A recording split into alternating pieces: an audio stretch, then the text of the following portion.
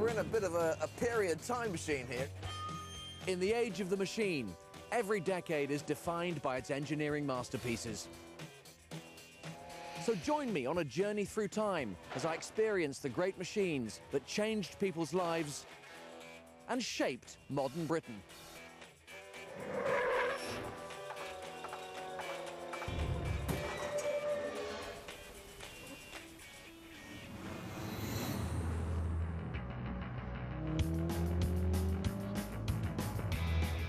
The 1980s was a turning point for Britain.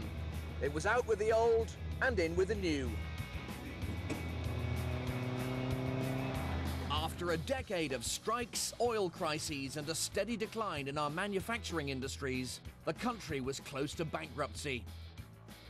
Britain's first female Prime Minister, Margaret Thatcher, or the Iron Lady, called for new thinking, new ways of doing business. Out of the ashes of the old ways, a new spirit of invention and ambition was emerging. This was the dawn of the computer age, advanced materials and electronics. For me, the 1980s was the decade when modern Britain finally arrived. Ah, hello, Maggie. What's that you say? The future has landed?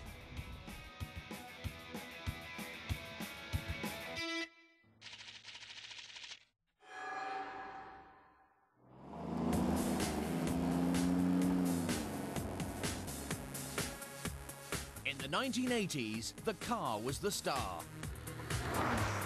In 1985, one British car found fame as a time machine in the blockbuster movie Back to the Future. The director, Robert Zemeckis, was after a car that would look like a UFO. The shiny, futuristic DeLorean was just the job. It made its first leap through time in typical 80s fashion, by remote control. As Doc said to Marty, if my calculations are correct, when this baby hits 88 miles an hour, you're gonna see some serious, stuff. The movie was a huge hit. But ironically, this sci-fi icon had already been taken out of production. What on earth was going on? It all began with John DeLorean, automotive wunderkind and vice president of America's General Motors. In 1973, he quit his high-paid job to pursue his dream. To design and produce a car of his own, a car that would be far ahead of its time. DeLorean set out to defy the conventions of automobile manufacture by making a unique-looking machine with the performance of a sports car for the price of a family saloon, and, this is the radical bit, to make a car that would last a lifetime. DeLorean called in Colin Chapman from the Lotus Formula One team to engineer the car, and in 1981, backed to the tune of £88 million by the British government, the DMC-12 went into production. It's pretty well known that things didn't go according to plan. DeLorean went bankrupt very publicly, and his car was widely slated. But what's been lost in the mists of time is whether the DMC was actually any good. I've come to a very special workshop hidden away in Kent to check out the engineering behind the icon. The vast majority of cars like this classic XJS use regular steel body panels. It's strong, it's cheap, pretty much ideal for mass-producing cars. But if you don't keep it in absolutely perfect condition, it rusts. So you either had to restore the car or go out and buy a new one. DeLorean wanted his cars to last a lifetime, so he used stainless steel instead.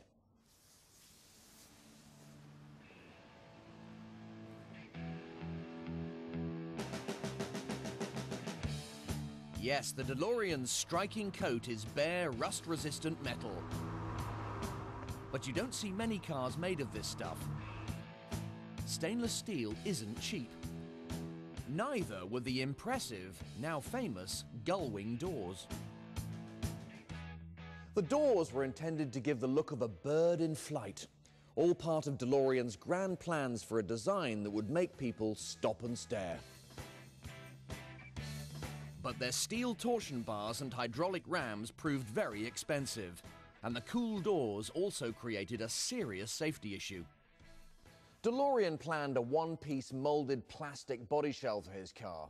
It seemed like a clever, cheap solution. But Colin Chapman from Lotus took one look at the designs and knew there was a problem. A plastic body with massive gaps for the doors just wouldn't be safe with a heavy rear-mounted V6 engine. So Chapman redesigned the DMC with a steel chassis. Simple solution, but not cheap. Despite spiraling costs, DeLorean's dream car went into production and was launched in January 1981.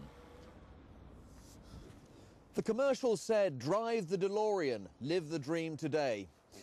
You even received a letter from him outlining his hopes for your car. Handle well, be enormous fun to drive, last a lifetime. Well, let's see if it measures up, shall we?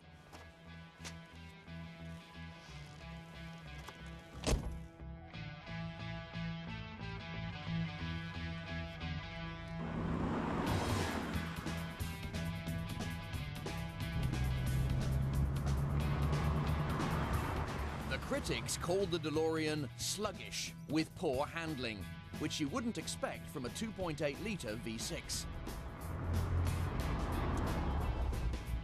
Yeah, I'll say this for it, it does go a bit. The problem was, DeLorean's target market was America, where road laws demanded catalytic converters which sapped 25% of the engine's power, and raised suspension, making it wallow around corners. Not great for a sports car. Thankfully, I'm enjoying an unmodified UK version. I'm left with a conclusion that maybe DeLorean almost achieved what he was trying to do in terms of the cost of a family saloon, the performance of a sports car, and a car that would last a lifetime. To stay afloat, DeLorean needed to sell 10,000 cars a year, but didn't come close. A mixture of over-ambition, market misjudgment, and Lotus re-engineering doubled the price to £12,000, or $25,000 for the American market, and it simply wasn't a $25,000 sports car. After less than 2 years in production, with only 9,000 cars in existence, and DeLorean embroiled in scandal, the company went bankrupt. DeLorean did, however, achieve his dream of a car that would last a lifetime. 3 decades into the future, this one's still shining. A great sci-fi icon, but a commercial failure. At least the DMC-12 had shown there was huge potential to shake up industry with new ideas and new technology. And the British government had shown that it was willing to try new ways of doing business.